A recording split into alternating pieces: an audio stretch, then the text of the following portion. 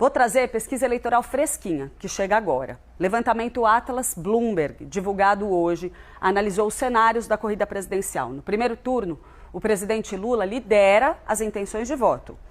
Vamos dar uma olhadinha nos dados, então, que chegam para a gente agora pela manhã.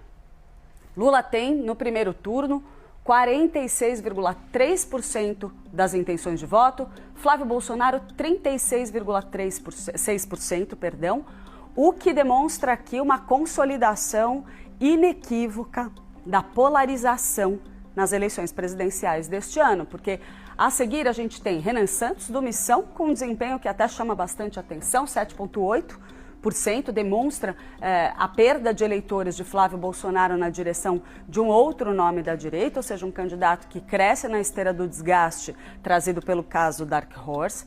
Ronaldo Caiado do PSD com 2,9%. Temos aqui Romeu Zema 2%, Joaquim Barbosa 1%, Aécio Neves 0,7%, Samara Martins 0,6%. Um ponto interessante dessa pesquisa é que ela tem margem de erro de 1 ponto percentual, ou seja, ajuda a gente a traçar aí um cenário um pouco mais preciso da corrida presidencial, trazendo aqui os demais números que estão ali abaixo da marca de 1%. Augusto Cury 0,5%, Cabo Daciolo 0,3%, Rui Costa Pimenta 0,1%, Edmilson Costa não pontuou. Vamos seguir aqui com mais informações. Intenções de voto para presidente, então, ainda temos, sem pontuar também, Hertz Dias, brancos e nulos 1,1%, não souberam 0,1%. Ou seja, um quadro traçado por essa pesquisa de baixa indefinição com um quadro bastante definido entre Lula e Flávio Bolsonaro, uma imensa maioria do eleitorado já concentrada nessas duas candidaturas, pouco espaço para crescimento neste momento de um candidato de centro. Agora a informação, um cenário muito importante para a definição das estratégias de campanha dos dois candidatos, uma vez que a gente está ingressando ou quase ingressando na campanha oficial, ou seja, a corrida presidencial de forma oficial vai começar logo mais. Então o cenário de largada acaba sendo o seguinte: o presidente Lula mantém ali a faixa de 48%, oscila 0,8%, ou seja, dentro da margem de erro.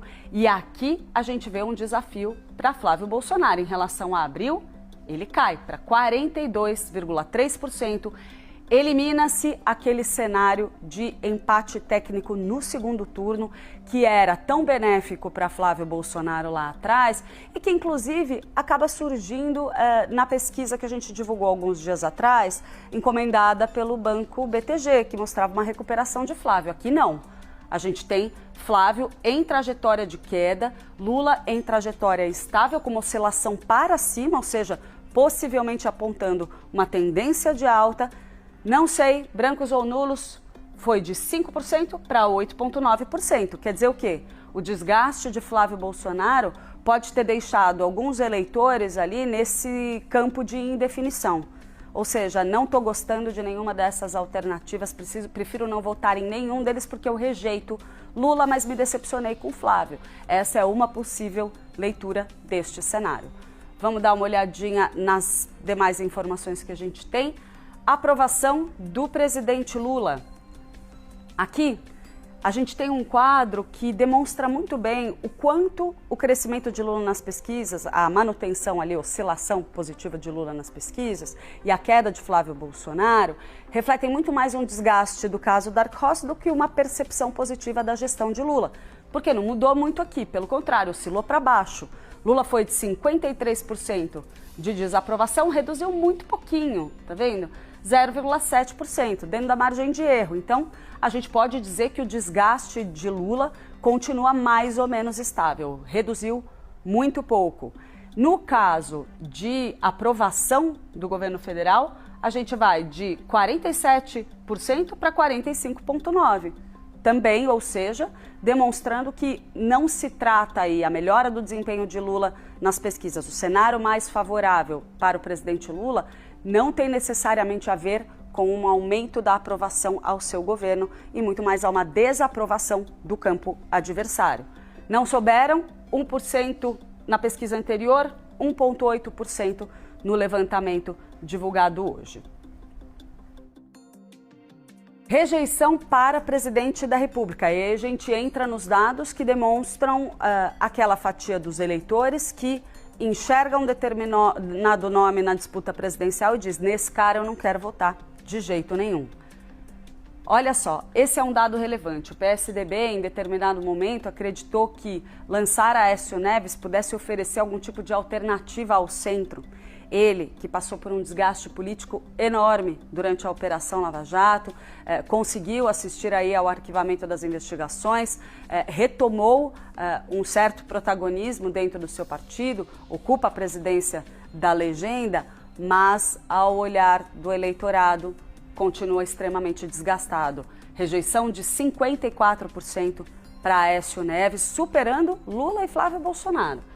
Flávio Bolsonaro, impacto aqui evidente das denúncias que ocorreram no decorrer das últimas semanas, dos últimos meses. 53% de rejeição, significativamente acima do presidente Lula, que tem 48,6%. Jair Bolsonaro, interessante a gente ver como está a visão dos eleitores em relação ao ex-presidente, apesar dele estar fora do jogo político. Ele tem uma rejeição de 45,2%. E aí é curioso a gente comparar os dois. Ou seja, existe uma parcela da população que até encarava bem a cena Jair Bolsonaro, mas quando olha para o filho dele diz: não gostei. Então a rejeição do filho bastante maior, bem superior à do pai. Temos mais uma tela aqui. Rejeição para presidente ainda, Michele Bolsonaro, 43,2%, rejeição significativamente inferior à de Flávio. Ronaldo Caiado, 38,6%, Romeu Zema, 38,5%, Renan Santos, 35,8%. Ainda nos dados de rejeição, a gente observa Fernando Haddad, que hoje é candidato ao governo de São Paulo, com 30,7% de rejeição na disputa, imagino, para a disputa nacional, presidencial. Então, isso aqui não diz respeito à rejeição para a eleição estadual, ele que é candidato na corrida aqui em São Paulo. Imaginando que o candidato à presidência fosse Fernando Haddad, nacionalmente ele teria uma rejeição expressivamente menor do que o próprio presidente Lula e de Flávio Bolsonaro. Um dado interessante para Fernando Haddad, que gostaria, por tudo que a gente escuta, de alçar voos mais altos no futuro.